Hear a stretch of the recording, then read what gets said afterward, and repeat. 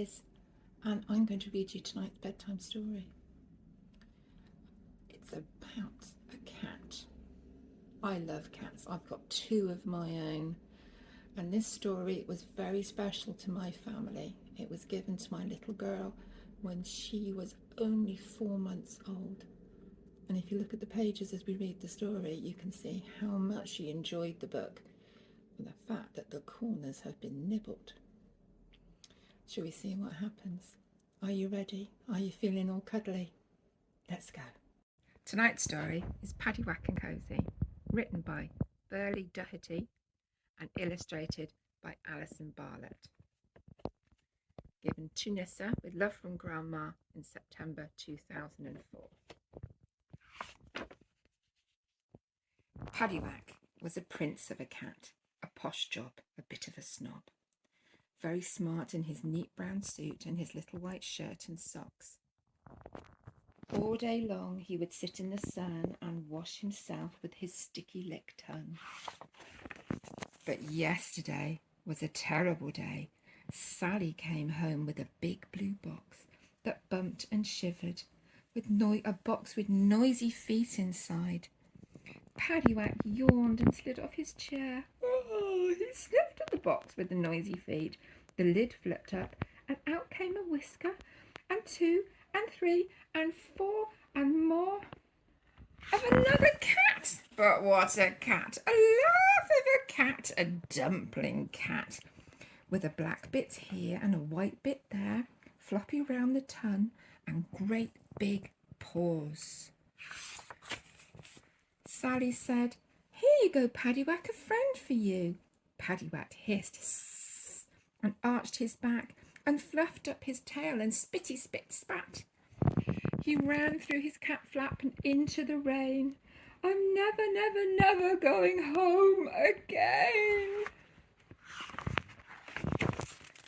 The new cat ran to the fireplace. She climbed up the chimney in great distress, and Sally pulled her down. She had soot on her face.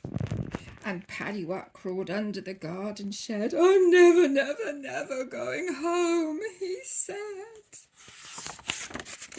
The new cat found the sewing box and made a nest of the wool and the rags. And Paddiwak climbed up the apple tree. "I'm never, never, never going home," said he.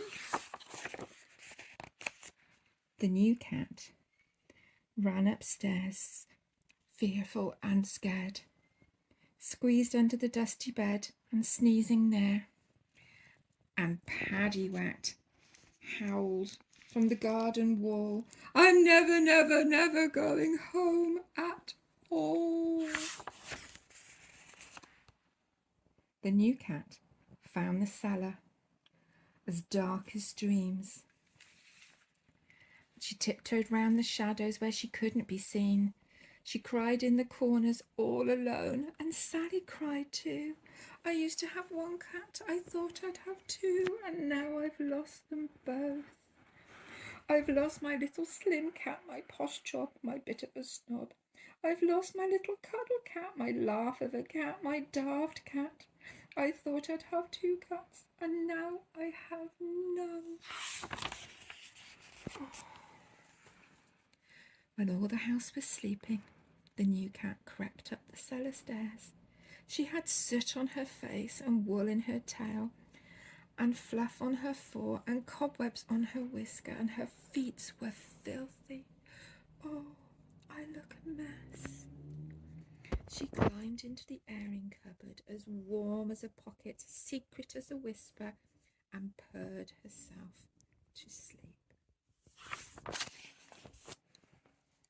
When outside was too dark and cold and wet for anything, Paddiwak pushed open the cat flap. "I'll just come in to shelter from the rain, and as soon as it stops, I'll run away again." His fur dripped muddy puddles up the stairs.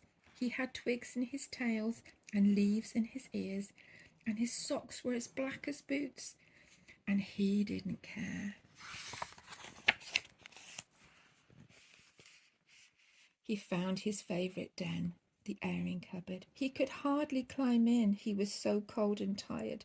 He heaved himself up and found as cuddly as a cushion to lay his head on, something as comfy as slippers to warm his feet by. Cosy, he sighed. Ah, Paddiwak, she purred. And in the morning they licked each other clean.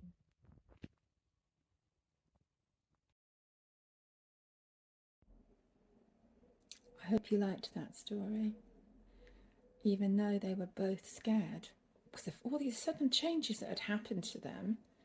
In the end, they realised that it was okay and they were going to be just fine.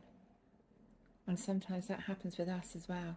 I'm sure some of you are feeling a little bit scared about going to school soon. And you know what? So are your mummies and daddies. They're going to be a bit worried too.